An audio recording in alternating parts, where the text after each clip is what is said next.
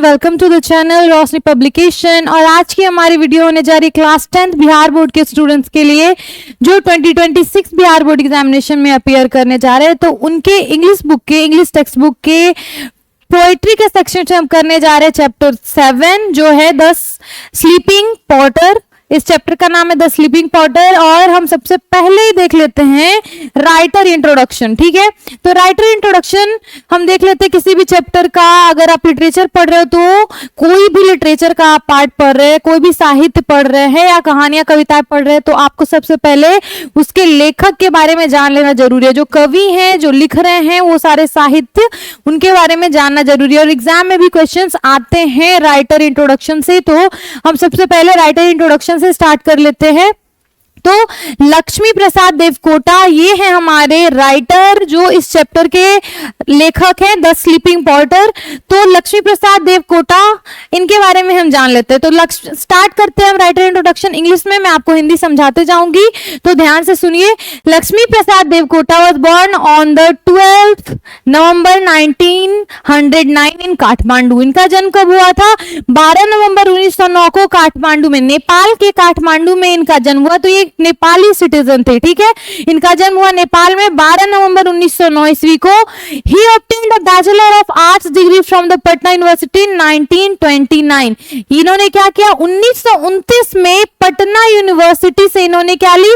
Bachelors की degree ली, BA की degree ली कला संकाय में, आर्ट्स के क्षेत्र में। ठीक है, he was a renowned poet, ये एक बहुत ही मशहूर कवि एंड अ स्टोरी राइटर। ये क्या थे? कहानीकार थे, कवि भी थे, मतलब कविताएं भी लिखते थे, कहानियां भी लिखते थे ऑफ हिज टाइम। और अपने समय में ये क्या थे? काफी प्रसिद्ध थे। In 1949, he presided over the first National Poetry Festival of Nepal, organized by Nepali साहित्य परिषद। नेपाल में जो नेपाली साहित्य परिषद है उनके एक बोल सकते हैं नेपाली पोएट्री फेस्टिवल हुआ। नेपाली साहित्य का, नेपाली कविताओं के लिए एक हुआ महोत्सव समारोह, उसकी इन्होंने क्या की? अध्यक्षता की। ठीक है, पहला समारोह, पहला नेपाली पोएट्री समारोह था ये, उनकी इन्होंने अध्यक्षता की। Immediately after this poetry festival, और तुरंत ही इस पोएट्री फेस्टिवल के बाद, इस कवि सम्मेलन आप फिर कविताओं का समारोह बोल सकते हैं, इसके बाद ये क्या हुए थे? He exiled himself to Varanasi India. ये कहाँ गए? बनारस, इंडिया के, हमारे भारत देश के बनारस में ये रहने लगे, वहां ये आ गए टू एडिट युगवानी। ये Yugvani the voice of the age, Yugvani एक पत्रिका थी, उनके ये एडिटर बन गए। और ये क्या करती थी? जो नेपाली कांग्रेस पार्टी है, नेपाली कांग्रेस पार्टी के लिए एक माउथ पीस थी। ठीक है, which was a mouthpiece of the Nepali Congress party. तो नेपाली कांग्रेस जो थी उसकी बातों को ये रखते थे इस पत्रिका के द्वारा लोगों के सामने। ठीक है, इन नेपाल क्या हुआ? His house and properties were confiscated by the government. Government के द्वारा इनकी संपत्ति को भी जब्त कर लिया गया था, इनके घर और संपत्ति को नेपाल में जब्त कर लिया गया था। तो इसकी वजह से ये इंडिया में ही रहने लगे, जहां पे इन्होंने बहुत सारे अपने साहित्यिक काम किए। हिंदी में भी हम पढ़ लेते हैं। लक्ष्मी प्रसाद देवकोटा का जन्म 12 नवंबर 1909 को काठमांडू में हुआ था।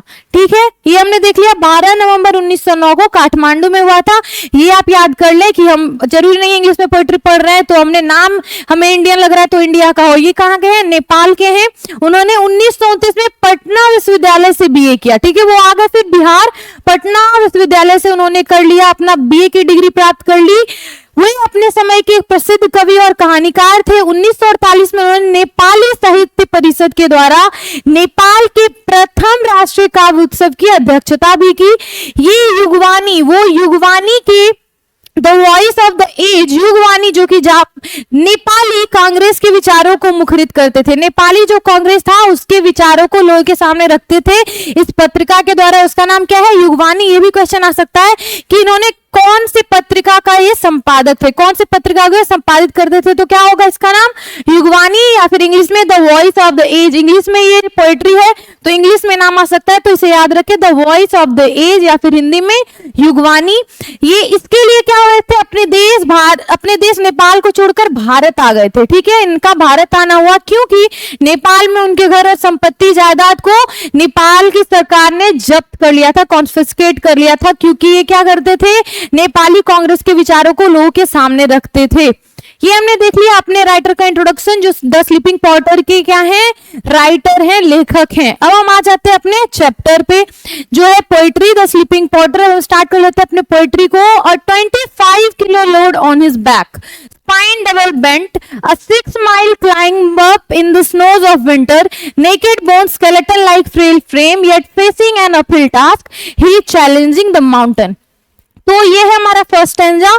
हम एक एक करके अब हम इसका हिंदी भी देख लेते हैं। 25 kilo load on his back, 25 kilo का बोझ अपने पीठ पे लादे हुए, स्पाइन डबल बेंट, स्पाइन जो है उनकी पीठ आप बोल सकते हैं वो क्या है, पूरा झुक गया है। एक व्यक्ति जो अपने पीठ पर 25 किलो का वजन उठाए हुए है, जिसके बोझ से उसकी कमर दोहरी हुई जा रही है, उसकी कमर क्या है, झुकी जा रही है। Double bent, spine double bent मतलब यहाँ पे हो गया कमर उसका झुका हुआ जा रहा है, क्योंकि उसने 25 किलो का बोझ अपने पीठ पे उठाया हुआ है। A 6-mile climb up in the snows of winter, वो क्या कर रहा है, 6 मील की चढ़ाई कर रहा है। कहाँ, तो स्नोज ऑफ विंटर, बर्फ में, ठंड में जब बर्फ पड़ती है तो उस पहाड़ों पे वो क्या कर रहा है, 6 मील की चढ़ाई कर रहा है। क्लाइंब अप मतलब चढ़ाई करना 6 मील की। Naked bone skeleton like frail frame, 6 मील की दूरी तय करता हुआ बर्फीली ठंड में पहाड़ पर चढ़ रहा है। उसके शरीर का ऊपरी भाग नंगा है तथा शरीर की हड्डियों का ढांचा कमजोर है। नेकेड बोन्स, ठीक है, तो वो ऊपरी भाग में उसने कुछ नहीं पहना है। स्केलेटन लाइक फ्रेल फ्रेम, उसका जो शरीर है क्या लग रहा है, हड्डियों का ढांचा लग रहा है, स्केलेटन की तरह लग रहा है। उसके शरीर पे मांस का नाम भी नहीं है, बस हड्डियां बची हुई हैं। Yet facing an uphill task, फिर भी वो क्या कर रहा है, एक अपहिल टास्क, एक कठिन टास्क, एक कठिन काम को कर रहा है, ठीक है। फिर भी वो बहादुरी से यह चुनौतीपूर्ण कार्य कर रहा है। चैलेंजिंग द माउंटेन, और वो किसको चुनौती दे रहा है, वो पहाड़ को चुनौती दे रहा है, ठीक है। एक इंसान है जो 25 किलो का बोझ अपने पीठ पर लाद के वो क्या कर रहा है, चढ़ाई चढ़ रहा है, ठंडे बर्फीले पहाड़ को चढ़ रहा है। उसका शरीर क्या है, वो नंगा है ऊपर से, ठीक है, उसके बदन पे कपड़े नहीं है और उसका शरीर पतला दुबला एकदम स्केलेटन जैसा लग रहा है, हड्डियों का ढांचा लग रहा है। फिर भी वो क्या कर रहा है, अपहिल जा रहा है, वो एक कठिन कार्य कर रहा है, चढ़ाई चढ़ रहा है और साथ ही साथ वो क्या कर रहा है, चैलेंज कर रहा है माउंटेन को, ठीक है, जो पहाड़ है उसे वो चैलेंज कर रहा है, चुनौती दे रहा है। नेक्स्ट स्टैंजा देख लेते हैं। He is wearing a black cap, dirty sweat stained. His body is an adobe of fleas and lice. His mind very dull, although it emits a sulfur-like sour smell. But what a stout human figure. ये क्या बोल रहे हैं हमारे इस stanza में जो writer है, He is wearing a black cap. उसने एक काली टोपी पहनी हुई है। Dirty and sweat stained, वो क्या गंदा है और पसीने से भरा हुआ है, ठीक है। Sweat stained मतलब यह एक गंदी काली टोपी पहने हुए, पसीने से तरबतर, उसका जो पसीने से तरबतर है और गंदा है। ये जो ब्लैक टोपी उसने पहनी हुई है पसीने से भरा हुआ है और गंदा है। हिज बॉडी इज एन अडोब ऑफ फ्लीज एंड लाइस, उसके जो शरीर में है फ्लीज, क्या है, फ्लीज और लाइस, कीड़े और जू का बसेरा। उसका जो शरीर है वो कीड़े और जूओं से भरा हुआ है। हिज माइंड वेरी डल, उसका जो दिमाग है, जो उसकी बुद्धि है वो क्या है, डल है, कमजोर है, ठीक है। उसका मस्तिष्क काफी कमजोर है। Although it's emits sulphur like sour smell, उसके शरीर से कैसी स्मेल आ रही है, सल्फर जैसा खट्टा स्मेल आ रहा है, ठीक है। यद्यपि उसके शरीर से गंधक जैसी खट्टी गंध निकल रही है। सल्फर का हिंदी हो गया गंधक जैसी खट्टी स्मेल आ रही है। But what a stout human figure, फिर भी उसका शरीर बहुत ही मजबूत है। फिर भी जब वो ऊपर चढ़ रहा है पहाड़ पे तो वो कैसा दिख रहा है, अ स्टाउट ह्यूमन फिगर, एक मजबूत इंसान, मजबूत एक आदमी की तरह वो नजर आ रहा है, ठीक है। फिर नेक्स्ट स्टैंजा में देख लेते हैं। Like a bird his heart is twittering panting, he is sweating and out of breath, a hut on the cliff, his son shivering with cold, woes of hunger, the mother searching for nettles and vines. Like a bird, एक पक्षी की तरह, his heart is twittering panting, एक पक्षी की भांति उसका दिल चहचहा रहा है। ट्विटरिंग मतलब चहचहाना, पेंटिंग मतलब भी एक पक्षी की तरह फुदकना, ठीक है। He is sweating and out of breath, वो क्या है, पसीने से तरबतर है और वो सांस नहीं ले पा रहा है, ठीक है। सांस वो जो है, क्योंकि वो पहाड़ के ऊपर चढ़ रहा है, पहाड़ की चढ़ाई कर रहा है, तो सांस उसका फूल रहा है। He is out of breath, hurt on the cliff, जो पहाड़ की वो चढ़ाई कर रहा है, क्यों कर रहा है, पहाड़ पे चढ़ने के कारण उसका पसीना बह रहा है, वो हाँफ रहा है पहाड़ पे, क्योंकि एक झोपड़ी है। हर्ट ऑन द क्लिफ, पहाड़ पे क्या है, झोपड़ी है। His son shivering with cold, वहां पे उसका एक बेटा है जो ठंड के मारे क्या कर रहा है, कांप रहा है। ठीक है, पहाड़ पे एक झोपड़ी जहां उसका बेटा ठंड से कांप रहा है।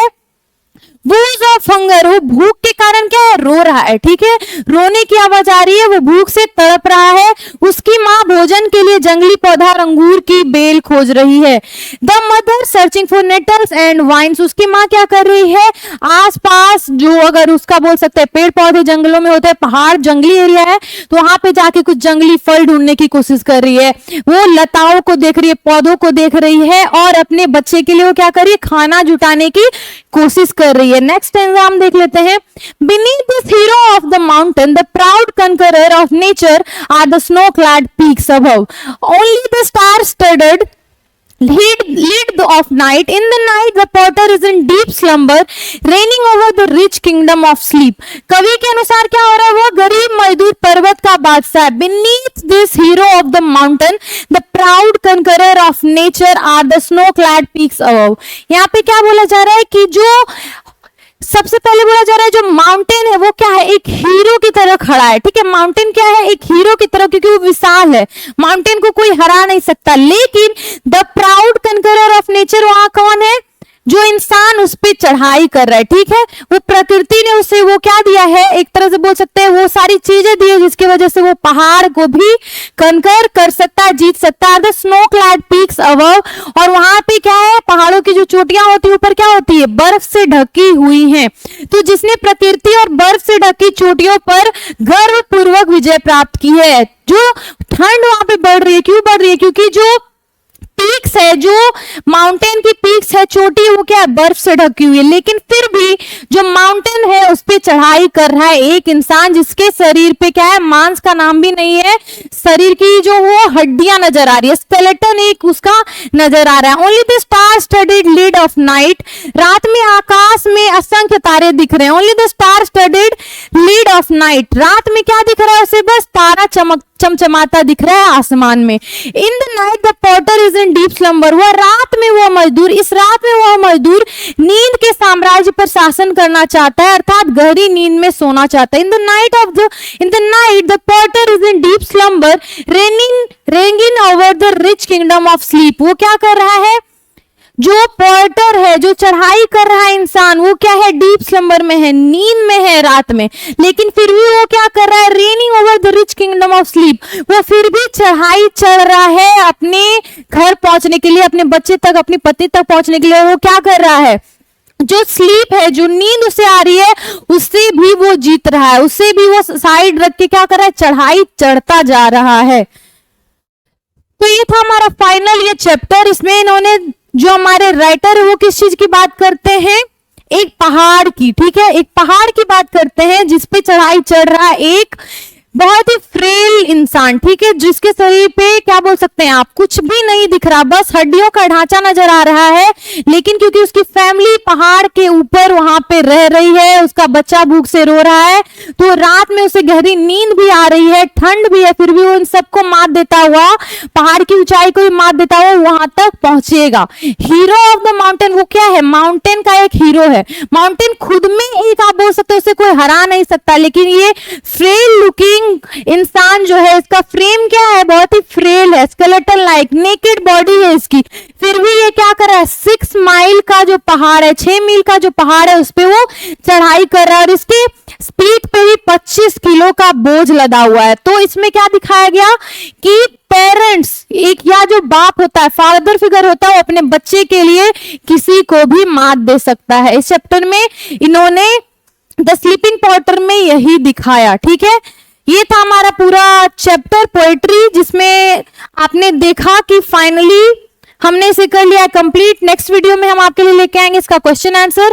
तो लक्ष्मी प्रसाद देवकोटा जो है उनका हमने कर लिया है, ये कविता पूरा पढ़ लिया हमने, इसे कर लिया हमने कंप्लीट। अब हम बात कर लेते हैं हमारे पब्लिकेशन के बारे में, जो है रोशनी पब्लिकेशन, और 17 सालों से ये पब्लिकेशन के क्षेत्र में काम कर रही है और आपके लिए लेके आई है सारी कैप्टन सीरीज की किताबें, जो बहुत ही हेल्पफुल होंगी आपके एग्जाम्स के लिहाज से।